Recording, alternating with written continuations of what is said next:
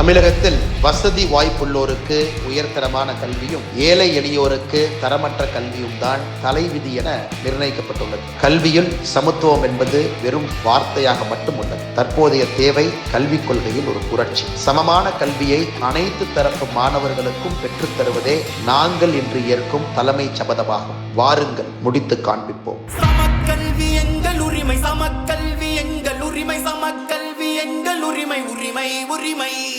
இது அவங்க நடத்துகிற பள்ளிக்கூடத்துல எல்லாம் அவங்க இஷ்டத்துக்கு என்னென்னமோ வச்சுக்கிறாங்க. ஆனால் பாமர மக்கள் படிக்கிற பள்ளிக்கூடத்துல எல்லாம் இந்த மாதிரி நாங்கள் அதை தான் கொண்டு வரோம். அவங்க இஷ்டத்துக்கு பண்ணி இந்த மாணவர்களை முட்டாளாக்கி உட்கார வச்சிருவாங்க. இதுதான் உண்மை. மொழி அரசியல் நடக்குது, வழி கொடுத்திட துடிக்குது, வழி அனைத்தையும் தடுக்குது, ஒளி கிடைத்திட மறுக்குது.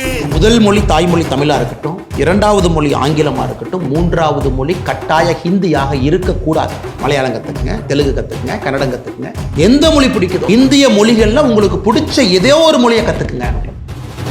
சமக்கல்வி எங்கள் உரிமை, சமக்கல்வி எங்கள் உரிமை, சமக்கல்வி எங்கள் உரிமை, உரிமை உரிமை.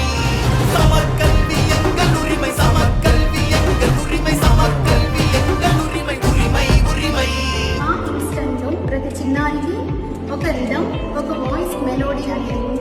हमारे विद्यालय में कंप्यूटर व प्रोजेक्टर पद्धति द्वारा खेल खेल में भी शिक्षा प्रदान की जाती है. ஹிந்தி எதிர்க்கும் கூட்டம் இங்கே ஹிந்தி பள்ளி நடத்துது.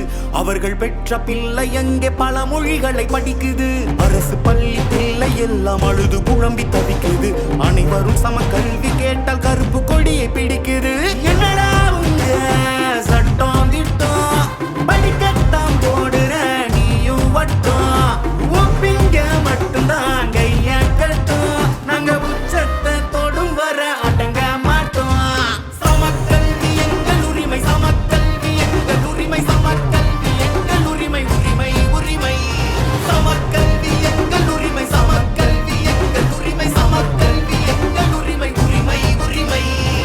இப்ப இருக்கிற இளைய தலைமுறை என்ன அப்பான்னு அழைக்கிறத கேட்கிறப்பவே ரொம்ப ஆனந்தமா இருக்கு. என்ன அப்பான்னு அழைக்கிறத கேட்கிறப்பவே ரொம்ப ஆனந்தமா இருக்கு. அப்பா அப்பா ஸ்டாலின் அப்பா, எங்க பிள்ளைங்க மும்மொழி படிச்சா தப்பா?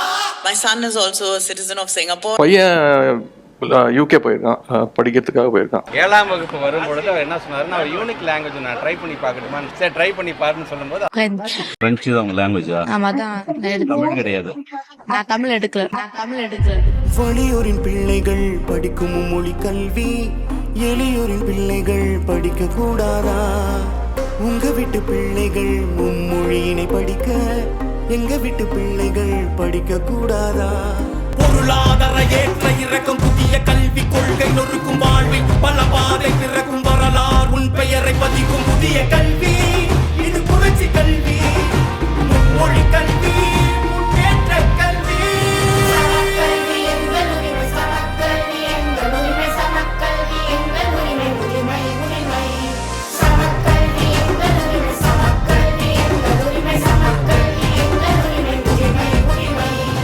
கட்டுறது கைமண் கல்லா உழவுன மாதிரி எவ்வளவுமே தெரிஞ்சுக்கிறது நல்லது. எனக்கு 3 languages பெட்டர் அப்படின்னு தோணுது.